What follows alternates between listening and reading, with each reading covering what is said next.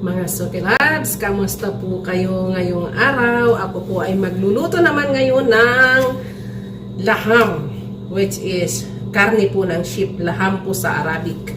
Ayan. Magluluto po ako ngayon ng bamia po ang tawag nito sa Arabic. Okra po. Ayan. Ito po ang aking karne. Ilalagay ko siya dito. Karne po ito ng sheep, mga Sukilabs. Ayan. Ilalagay ko na rin po ang aking kamatis. Ang aking pong kamatis is frozen po siya kasi pag namimili po ang aking bossing ng mga gulay para po hindi masira, hinuhugasan ko at nilalagay ko sa freezer. Yun po ang purpose ko. Kaya siya, nung nilabas ko, frozen siya. Ito naman po yung aking blender na bawang at sibuyas. Yan po. Bawang at sibuyas. Ito po yung aking turmeric. Ito po, yung luyang dilaw. Ginawa ko lang po dito din sa bahay. Binilad ko lang siya. Saka ko siya drenay ng ganyan. Ito po yung mga Arabic spices. Ito na po, napapakinabangan ko na yung aking dried lemon na pinowder ko na po siya. Malaki na ang pakinabang ko sa akin ngayon. Hindi na ako nahihirapan kasi may snack na po ako palagi. So, naglalagay po ako dito ng tomato paste kasi ang recipe po nila dito sa okra na to, gusto nila yung medyo mapula. Yun po ang gusto ng aking amo. So, ayan po. Maglalagay lang po ako dito ng kaunting tubig. And then, sasangkutsahin ko na po siya. Ay, tubig! Mantika pala. Naging tubig na. Wala, ulyanin na ang lula nyo. Sa dami ng iniisip. Naging ulyanin na talaga. So, isasangkutsa ko na po siya. Yan. Okay, loves, ipapakita ko po sa inyo. Nasangkutsa ko na po ang aking karne. Ayan. Dapat po, ganyan siya. See? Ganyan po ako magluto. Yung durog na durog po yung kamatis para yung lasa is nandyan siya talaga. So, ngayon, lalagyan ko na po siya ng tubig. Yan. Lalagyan ko na siya ng tubig, saka ko po siya isasara.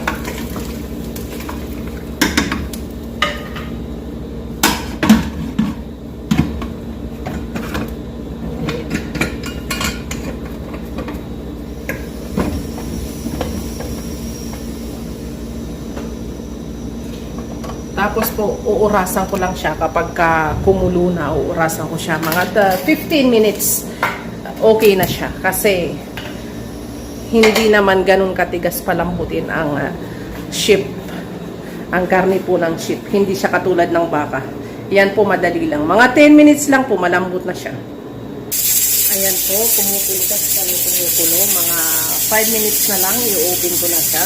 So, ito naman po, dito po kasi pag nagluluto ako, kailangan double time. Double time kasi ang mga Arabo, ang tawag lang nila sa akin is bilisan mo. Yan ang alam nila. Kaya, buti nga sa akin, abroad pa more. So, tingnan nyo ito mga sukilan. Yung aking balat ng lime, dahil ma-sandstorm po sa labas. Ang ginagawa ko siya para hindi siya masira kasi binibilad ko po talaga siya sa araw.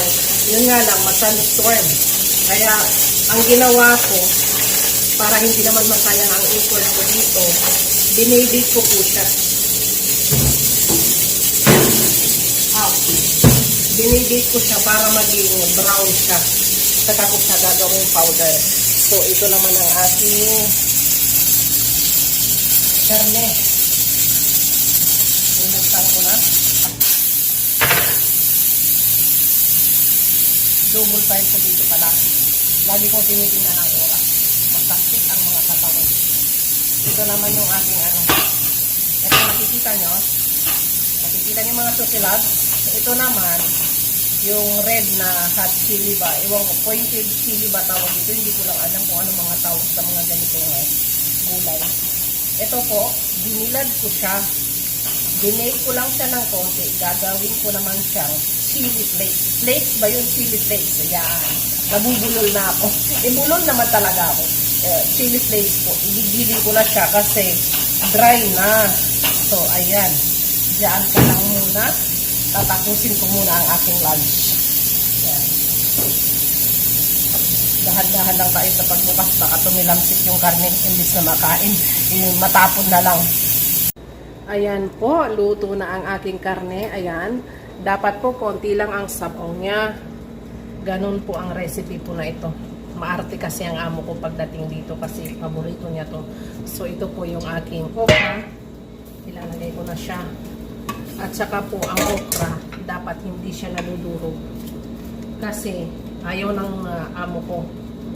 Ayaw ng aking mga bossing. Ang gusto nila is nakakain nila ng buo ang okra.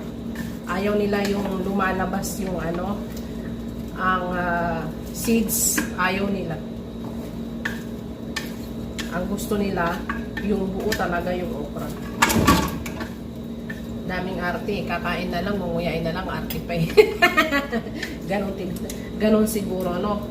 Pag mayaman, ganon siguro. Minsan sabi ko sa amo ko, madali mo lang sabihin yan kasi hindi ko nagluluto. Pero pag ikaw nagluluto na, nahihirapan ka rin. Yan. Then, hihinaan ko lang yung apoy niya. Para maluto na siya. Ayan. Konti lang yung sabaw. Madilim yung loob ng aking pressure cooker. Hindi po siya tutong ha. Medyo madilim lang sa cam.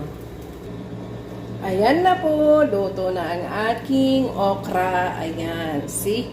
Gusto nila yung ganyan. Yung buo talaga. Yung buo nila na nakakain yung okra. Yan. So, yan po ang aking for today's lunch, mga Suki Loves. Thank you po for watching.